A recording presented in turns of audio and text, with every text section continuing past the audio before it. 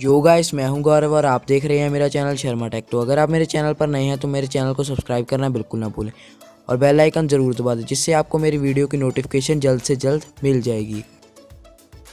तो फिर इस वाले वीडियो में मैं आपको सोशल मीडिया के टाइमलाइन के बारे में बताऊंगा कि 2002 से लेकर अब तक उसमें क्या क्या चेंजेस हुए हैं। तो फिर अब हम अपनी वीडियो को स्टार्ट करते हैं। तो गाइस, हमारा फर्स्ट ऐप जो कि 2002 में लॉन्च हुआ था उसका नाम था फ्रेंडस्टर, जो कि स्टार्टिंग में बहुत ही अच्छा ऐप माना जाता था।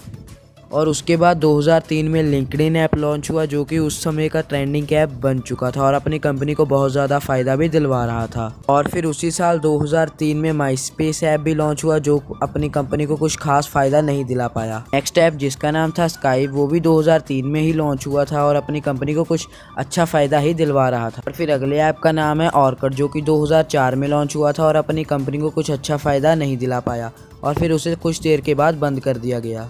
नेक्स्ट ऐप जिसका नाम है फेसबुक, जो स्टार्टिंग में ही ट्रेंडिंग ऐप बन चुका था और अपनी कंपनी को बहुत ज़्यादा इनकम भी गेन करवा रहा था। अगले साल 2005 में एक और ऐप आया जिसका नाम था रेडिट, जिसे जल्द ही बंद कर दिया गया क्योंकि वो अपनी कंपनी को कुछ खास फ़ायदा नहीं दिला पा रहा था। नेक्स्ट ऐप जिसका नाम है ट्विटर, वो एक इंडियन कंपनी ने लॉन्च किया था और वो इंडियन कंपनी को बहुत ज़्यादा फ़ायदा भी दिलवा रहा था। उसी साल 2006 में फेसबुक ने न्यूज़फीड ऐप को लॉन्च कर दिया था, वो काफ़ी प्रॉफिट फेसबुक को दिलवा रहा था। अगले साल 2007 में टम्बलर ऐप लॉन्च हुआ, जो स्टार्टिंग में ही बहुत ज़्यादा ट्रेंडिंग हो गया था। और फिर 2010 में पिनिस्ट ऐप लॉन्च हुआ, जो कंपनी को कुछ खास फ़ायदा नहीं दिलवा पाया। और फिर उसी साल 2010 में इंस्टाग्राम लॉन्च हुआ, जो कंपनी को बहुत ज़्यादा इनकम दिलवा रहा था और उसने स्टार्टिंग में ही फेसबुक की टक्कर कर ली थी।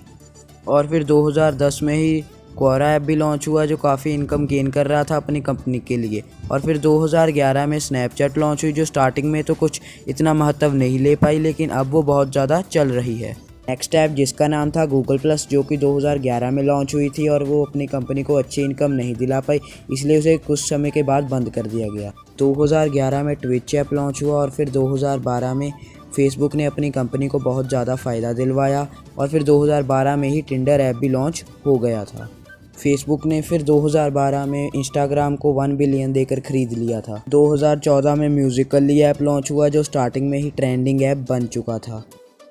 गूगल ने 2014 में ऑर्कुट ऐप को बंद कर दिया था और बाइटीडांस ने 2017 में म्यूजिकली को 1 बिलियन देकर ख़रीद लिया था। और फिर उसी साल 2017 में स्नैपचैट ने अपनी पार्टनरशिप आईपीओ के साथ ख़त्म कर दी थी 3 बिलियन की इवैल्यूएशन देने के बाद।